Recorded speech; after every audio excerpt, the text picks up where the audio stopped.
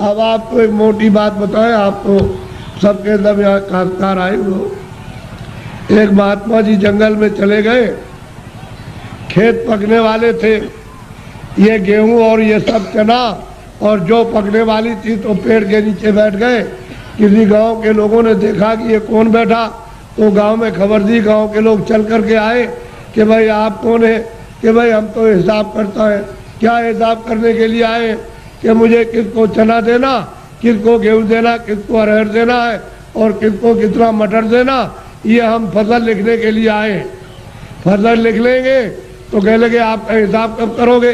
कह लगे जब काट कूट करके ले आओगे और जब तुम मार मूड़ करके गेहूं चना मटर अरहर निकालोगे तो मैं हिसाब करने के लिए आ जाऊंगा, मुझे जिसको जितना देना है उतना ही। तो उन्होंने लिख लिया। तो लोग पूछ रहे हैं कि हमको कितना देना है, 40 मन, 80 मन, 100 मन, 60 मन, सबने लिख लिया। अपना लिख करके लेके चले गए।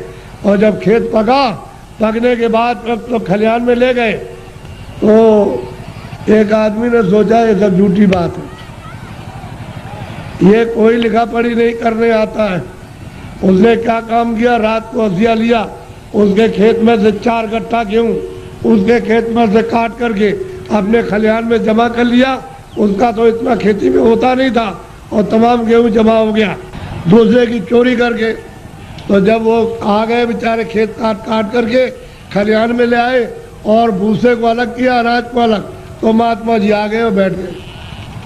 लोग दौड़ पड़े कि महाराज हमको कितना देना, तो लिखा था 40 मन और 80 मन और 60 मन और 100 मन और इतना देना। चोर तो चोरी कर ले आया था, वो आया, कह लगे महाराज हमको कितना देना है? कि तुमको 25 मन। कह लगे तोल लीजिए। तो जब तोला गया तो किसी का 25 मन, ज़्यादा एक दाना नहीं, 60 मन, किसी का 40 मन, किसी का 100 मन, सबका जितना जितना लिख लिया था सबका। चोर बोला अरे महाराज ये मेरे कांटे लगे, मैं रात को कांटों में जंगल में गया तो बमूल के कांटे, बेरियों के कांटे, खून निकल आया, ये पैर फट गए और मैं उसके खेत में से काट करके ले आया।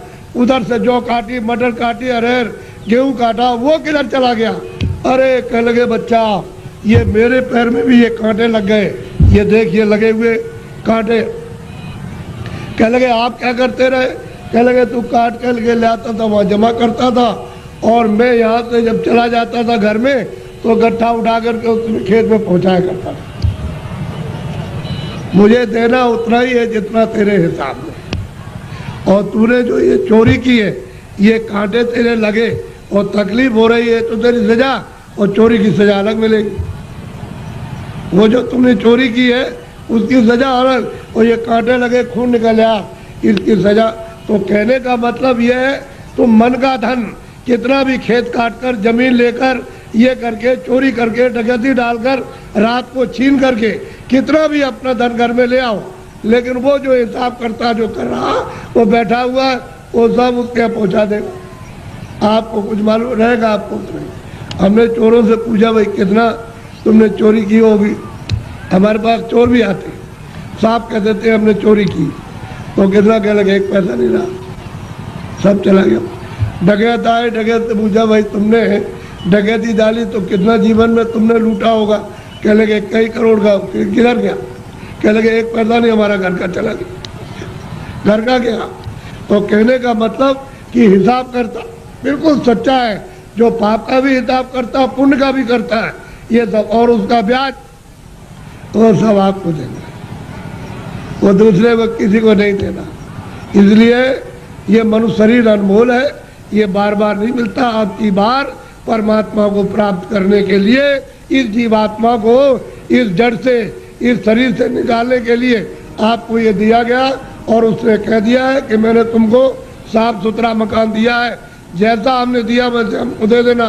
फिर जब वो खड़ा हो जाएगा और तुमने गंदगी भरी तो फिर तुमको मार मार करके इतना मारेगा कि तुम्हारी नस नस को तोड़ देगा, और इतनी पीड़ा होगी कि जन्मत मरण दूसरे तो कोई, जमने मरने में अत्यंत पीड़ा होती है। और उसको निकाल के बाहर करेगा और कहेगा चलो हिसाब कराएं। हिसाब करेगा तो तुम्हारा बताएगा देखो इतनी चोरी की, इतने जानवर मारे तुमने, इतना धोखा दिया, इतने बेईमानी की, तुमने कोई भी पुण्य नहीं किया अपने जीवन में, और चलो इनको ले जाओ उस नरक में डालो, वहां जाकर के उस योनि में बंद करो। तो बताओ आप क्या करोगे? बोलो आप करोगे क्या? उससे बच जाओगे? इसलिए जिन जिन देवताओं की आप पूजा करते हो उनसे ये प्रार्थना करो कि हमको ये सद्बुद्धि दो कि हम, मतलब ये है कि कोई धोखा, किसी को बेईमानी ना करे, धोखा न दे और अच्छे काम करें। सद्बुद्धि रहेगी तो अच्छा काम करो, आप मेहनत का काम करो, बच्चों की सेवा, आएगा एक सत्कार, और फिर उसके बाद भजन करो कि भजन करने की हमको सद्बुद्धि दीजिए कि कोई महात्मा मिल जाए, या आप ही मुझको रास्ता बता दीजिए तो मैं भजन करने लगूं। तो महात्मा कोई ना कोई मिल जाएंगे, वो रास्ता बता देंगे मनुष्य मंदिर में। तुम फिर भजन सच्चा करना अपनी जीवात्मा से परमात्मा का, तब देखो दिमाग ज्ञान चक्षु खोल जाएगा। और यही से बैठ करके रोज स्वर्ग जाओ, रोज रोज वैकुंठ जाओ, और वहाँ ब्रह्मा से मिलो और विष्णु से मिलो और शिव से मिलो। लेकिन आप बाहर से इन चर आंखों से आपको क्या पता, इधर से गए उधर धोखा देने लगे, उधर किसी का खेत लूटने लगे, किसी को मारपीट करने लगे, तो फिर देवता की पूजा क्या हुई? ये मनुष्य शरीर फिर नहीं मिलेगा आपको, अमोलक दे दिया गया। इसलिए इसको बचाओ। अभी तक जो कुछ भी किया है गुनाह, अब उनको तो छोड़ दो, अच्छे काम करो, अच्छे काम करो, जीवात्मा को जन्म मरण से बचाओ, 84 से नरकों से, नहीं तो ये जाने वाली है। और मनुष्य शरीर ये खाली होने वाला, ये तो किराए का मकान है। हे बच्चे बच्चियों, ये किराए का मकान है, वो ये नहीं देखा गया 2 बरस का है, 4 बरस का है, 10 का है, वो 20 साल का है, 50 का, 100 की पूंजी आपको दी जाती है। जिसकी पूंजी खत्म हुई और फिर खड़ा हो जाएगा, निकलो उसी वक्त निकाल के। तुमको खेत में रहोगे, खेत में, बाहर रिश्तेदारी में आ रहे हो, रास्ते में वहीं पर उसी जगह पर सो रहे हो, उसी जगह खा रहे हो, पूंजी खत्म हो गई, उस जगह निकाल बाहर करें। बताओ फिर आप क्या ले आए थे?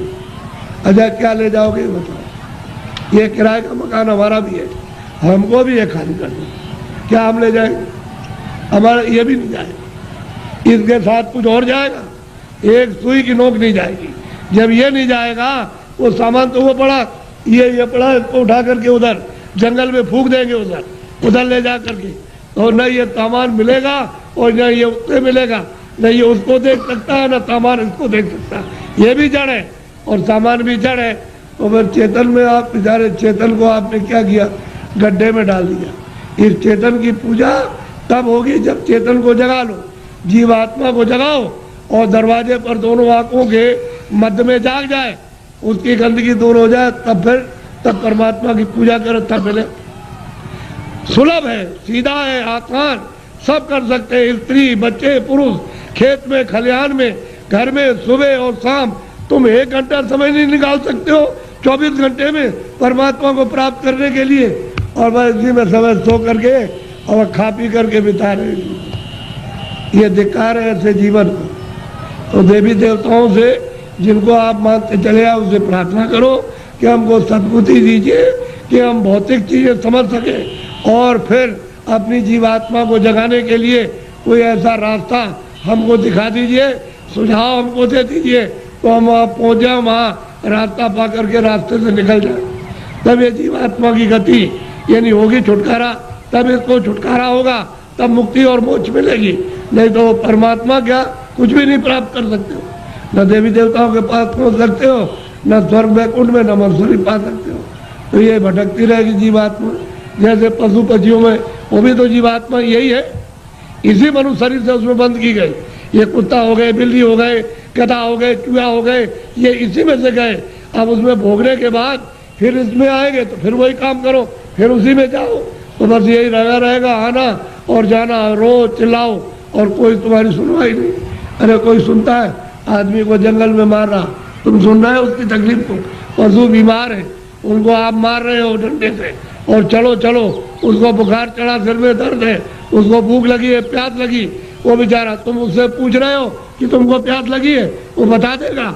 अरे मनुष्य शरीर अमूलक है, ऐसा शरीर फिर मिलेगा नहीं। और कोई ऐसे काम, कोई कर्म नहीं कर रहे हो जिससे मनुष्य शरीर पा जाओ।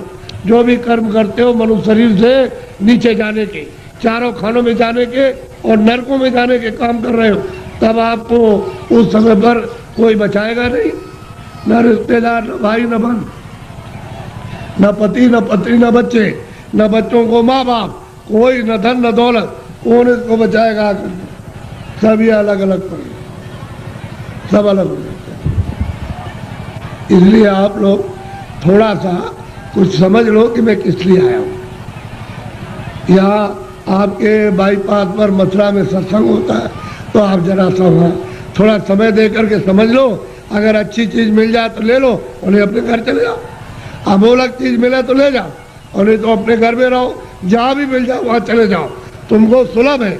मैं आपको ये सलाह दूंगा कि जहाँ भी उस परमात्मा को प्राप्त करने वाले महात्मा इस मनुष्य रूपी मंदिर में मिल जाए, वही चले जाइए।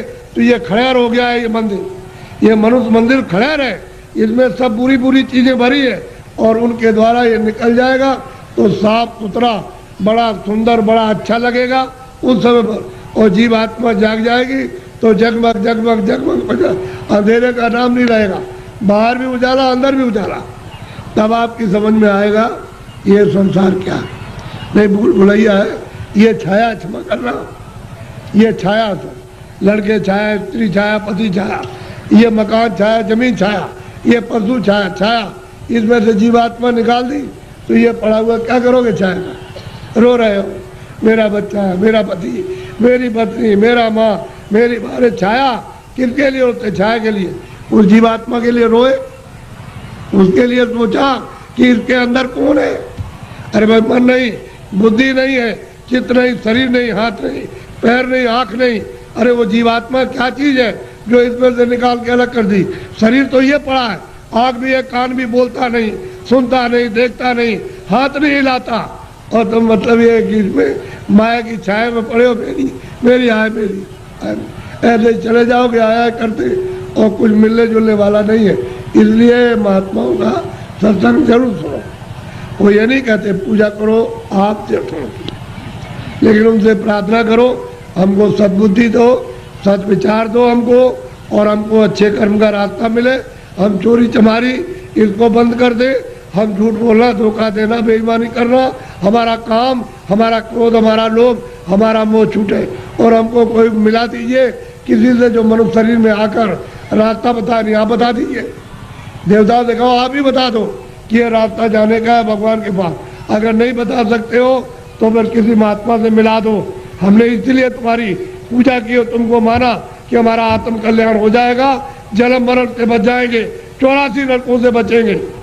अगर देवता नहीं तो खोज करो महात्मा।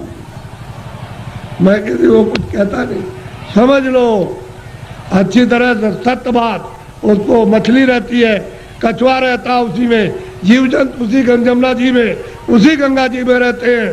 तो आपको ये जानना चाहिए, आप वहाँ जाते हो स्नान करने के लिए तो पाप आपका धुल जाएगा। पाप तो यहाँ जमा है, यहाँ तो पानी नहीं जाता, यहाँ अग्नि नहीं जाती है।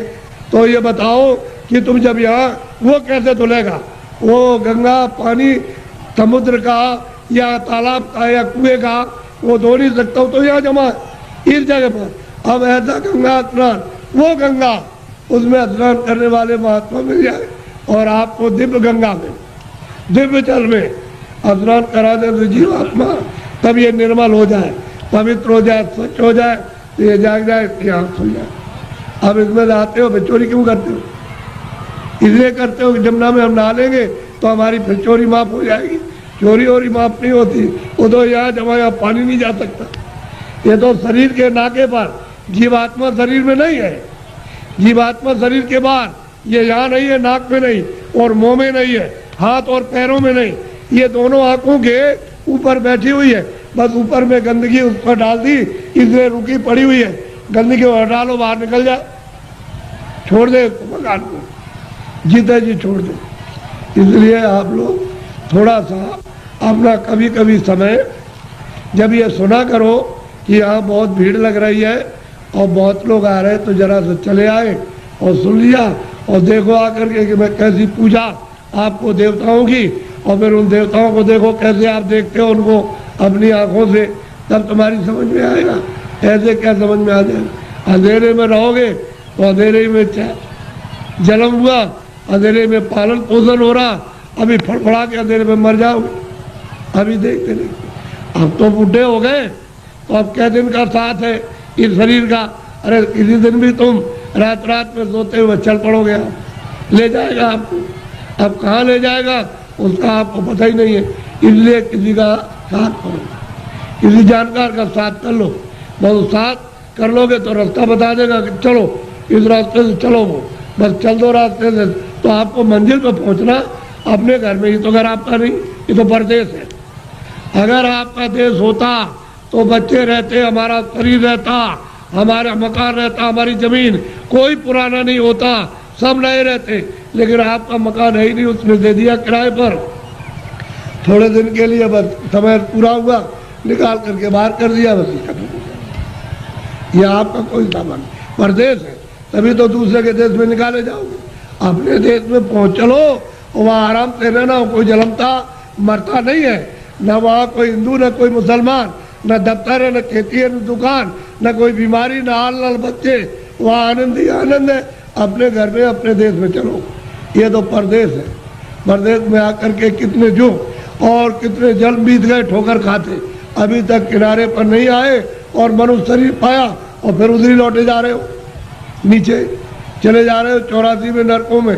अरे भाई मनुष्य शरीर में आए, ऊपर चलो अपने घर की तरफ। बड़ा सीधा साधा, तो लड़ो झगड़ो मत, प्रेम से रहो। गांव गांव की लड़ाइयाँ बंद करो, उससे आपको कुछ नहीं मिला। जब गांव में लड़ाई हुई तो घर घर में बैर होने लगा, अब घर घर में लड़ाई होने लगी, और घर घर की लड़ाई अब अपने मन से लड़ रहे हो, और सारा जीवन आपने अशांतमय अपना कर दिया। न सोने में शांति, न कहीं जाने में, न कहीं बैठने में, न किसी से बोलने में, और न किसी देवता के पास में। ऐसा तुमने मकान में ऐसा कुचड़ा बढ़ा, बिल्कुल अशांति की ज्वाला जलने लगी। तो लड़ाई झगड़ा बंद करो, मारपीट बंद कर दो, आपस में घर में प्रेम से रहो। सब लोग भाई बहन बच्चे बच्चे सब प्रेम से, अगल बगल में प्रेम से रहो। फिर गांव में सबसे प्रेम हो जाए, एक दूसरे के काम आओ, एक दूसरे की सेवा करो, और एक दूसरे का मान मर्यादा ये सब कुछ रखो। तभी अगर मनुष्य का तुम क्षणिक सुख लेना चाहते हो, शांति और आनंद का, तो आपको मिलेगा। लेकिन ये क्षणिक है। जब तक जीवात्मा मनुष्य मंदिर में जगाओगे नहीं और दिव्य नेत्र नहीं खोलोगे, तब तक तुमको आत्म और परमात्म शांति नहीं मिल सकती। ये कुछ नहीं, ये तो इंद्रियों की क्षणिक, यानी ठंडक आ रही है, उससे मन इंद्रियों के दरवाजों पर बैठ करके वो क्षणिक रस लेता है कि और मिल जाएगा, और मिल जाएगा, धन में और मिलेगा, बच्चे में और मिल जाएगा, इसमें और मिलेगा, उसमें मिल जाएगा, उस काम में व्यापार में मिल जाएगा। मिलता तक कुछ नहीं, सिवाय तकलीफ के और कुछ आनंद नहीं मिलता। और आपने सब प्रयास किस लिए क्या? सुख मिले, हमको शांति मिले, हमको आनंद मिले, और उसमें से इतना सब कुछ करने के बाद न शांति मिली, न सुख मिला, न आनंद मिला, न ज्ञान मिला, और आग जलने लगी। ऐसा जीवन आपका बड़ा ही कलुषित और बहुत ही मतलब खतरनाक, अपनी आत्मा को गड्ढे के गिराने में हो गया है, और दरवाजे बैठ गए अब जाने वाली। इसलिए बचो, अभी बच सकते हो मनुष्य शरीर में, और बाद में फिर बचने का रास्ता नहीं। इसलिए इसको सोचो कि मैं कहाँ से आया हूँ, मैं किस लिए मनुष्य शरीर में आया, फिर मैं अगर जाऊँगा तो कहाँ जाऊँगा। ये तीनों प्रश्न तुम किसी से करने लगो, और जो इसका जानकार होगा कि तुम वहाँ से आए हो, इसलिए आए हो, और तुम कहाँ जा रहे हो, ये तीनों चीज़ें आपकी बता देगा। तब आपकी समस्या का, बुद्धि का असल में सच्चा विवेक तब आएगा, और तब समझोगे आप। वो बताएगा देखो ये कुछ नहीं है, ये कुछ नहीं है, तुम कहाँ से आए, बताएगा वहाँ सब कुछ है, यहाँ से वहाँ चलो, वहाँ सब धन है, सब सुख है, सब आनंद है, सब शक्ति है, सब ज्ञान है, और सब सुंदरता है, अमृत वहाँ भरा हुआ, सागर भरा, सब बताएगा आपको। लेकिन जब नहीं मिलेगा कोई, तो जीवन चला जाएगा बेकार, व्यर्थ खो दिया आपने। ये जवानी और शरीर, जवानी भी गई, बचपन तो कुछ कर नहीं सकता है, बालावस्था तो कुछ नहीं करती, किशोर भी नहीं, जवानी में आए और बुढ़ापा भी कुछ नहीं कर सकता। तो जवानी में मस्ती में, बेकार में, उलझन में आपने खत्म कर दी। अब आगे चलने के देने तो फिर तुम्हारे बच्चे ही जवाब देने लगे, अरे उधर बैठ जा, तुमने जवानी में बहुत कुछ किया। तो आपको हो जाएगी तकलीफ, कहते वो मेरा बच्चा और मुझसे इस तरह से कह रहा, अब वो जवानी का उस पर जोम चढ़ा है, तुम पर बुढ़ापा आ गया, अलग कर देगा, चुपचाप बैठे रहो। घर में जो बहुएं आएगी तुमको रोटी समय से दी और नहीं दी तो शाम को देगी, कभी शाम को नहीं तो सुबह देगी। अब तुम कुड़ोगे उसमें कि हमने इतना पालन पोषण किया और ये बच्चे हमारी बात और बहुएं नहीं मानती है। एक दुख ये, एक दुख बचपन में कि रोते बिताया आपने और फिर भी दवा कुछ और मर्ज कुछ है, पीड़ा कुछ हो रही है, वो दवा पेट की और पेट में दर्द है तो सिर की दवा और बच्चा रो रहा हाय हाय करता। एक तो आपने वो बिता दिया और एक आपने जवानी ये आपने उलझन में और बुढ़ापा आ गया तो रो करके चले जाओ तो कोई काम नहीं आया, न जवानी काम आई न बाल में, न आप बुढ़ापे में काम आए। तो जीवात्मा का काम तो आपने कुछ नहीं किया, ये इंद्रियों का काम किया और इंद्रियां क्या है, जीर्ण हो गई, पुरानी हो गई। आँख नहीं काम करती है और कान नहीं काम करते हैं, मुँह नहीं काम करता।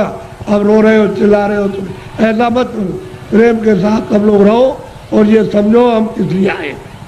ये यहाँ काम के लिए नहीं, तुम्हारा काम प्रभु को पाने का, कि हम अपनी जिंदगी में उस रास्ते में चल के प्रभु को पाएं। असली काम तो तुम्हारा ये था और उसको छोड़ करके आप इस झगड़े में फंस गए। चलो इसको इकट्ठा किया जाए और इससे सब मिल जाएगा। क्या मिला आपको? जिनके पास वो रो रहे, जिनके पास करोड़ों, जिनके पास अरबों, वो रो रहे चिल्ला रहे और कहते हैं कि हमको दवा हमको दे दी। अरे भाई उससे तुमको सुख मिलता, आनंद मिलता तो क्यों नहीं ले लिया? अरे वहाँ कुछ नहीं है। अब आप उधर जा रहे हो तो आपको क्या मिलेगा? ना आपको ना उनको, किसी को कुछ नहीं। दिन में काम करते, शाम को बच्चों की सेवा अपना फर्ज अदा करते और उसके बाद बैठ करके थोड़ा भजन करते मनुष्य मंदिर में, तो ये जीवात्मा सच्चे धन को प्राप्त करती। सच्चा जन्म मिलेगा नहीं, इसका कल्याण होगा, जीवन ऐसे ही चला जाएगा। तो मैं तो इसलिए चलाया कि हमारे गांव वासियों ने बहुत ही लोगों से कहा कि बाबा जी को ले आओ जरा मैं दर्शन करूंगा। तो मैंने भी कहा चलो मैं भी दर्शन करूंगा, मेरी भी तो इच्छा दर्शन करने की है। अगर आपकी इच्छा हुई है दर्शन करने की तो मेरी भी आपके दर्शन करने की इच्छा हुई। तो आदान प्रदान का दर्शन, दर्शन देना और दर्शन करना, इसी के बीच में, अरस परस के बीच में अगर कोई चीज मिल जाए तो उसको ले लेना चाहिए। कि भाई किसी के पास अमोलक चीज है और मिलती है जो सोने चांदी से बहुमूल्य है, वो अगर उससे मिल जाए तो आपको ले लेना चाहिए। इसी को कहते